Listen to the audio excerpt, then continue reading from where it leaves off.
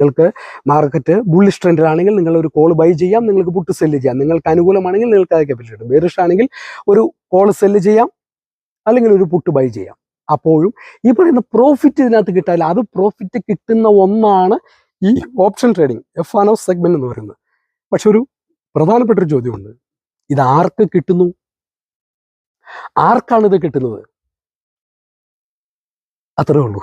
ഇത് അധികം ആർക്കും കിട്ടുന്നില്ല. കാരണം ഇത് കിട്ടണമെങ്കിൽ ഇത് കിട്ടില്ല എന്ന് ആർക്കും പറയാനും പറ്റില്ല. കാരണം നിങ്ങൾ പേപ്പർ ട്രേഡിൽ ഒന്ന് എടുത്തു നോക്കിക്കഴിഞ്ഞാൽ, നിങ്ങൾ ഒരു ദിവസം രാവിലെ ഓപ്പൺ ചെയ്യുമ്പോൾ ഒരു ഗ്യാപ്പ് അപ്പ് ഓപ്പണിങ്ങിൽ നിങ്ങൾ ഒരു 300 രൂപയുടെ ഒരു കോൾ 1000 മേടിച്ചു എന്ന് എഴുതി വെക്കുക. ഒരു പേപ്പർ ട്രേഡ് നോക്കുക, വൈകുന്നേരം ആ കോളിന്റെ റേറ്റ് നോക്കുക, ആ 300 എന്നുള്ളത് ചിലപ്പോൾ 3000 ആയി കഴിയും. ആ 3000 ആയി കഴിയുമ്പോൾ നിങ്ങൾക്ക് പേപ്പറിൽ ആ പ്രോഫിറ്റ് കാണാൻ പറ്റും. പക്ഷേ റിയൽ ട്രേഡിൽ അത് കിട്ടില്ല. അപ്പോൾ ഓപ്ഷൻ ട്രേഡിങ്ങിന്റെ ആ നിർവചനം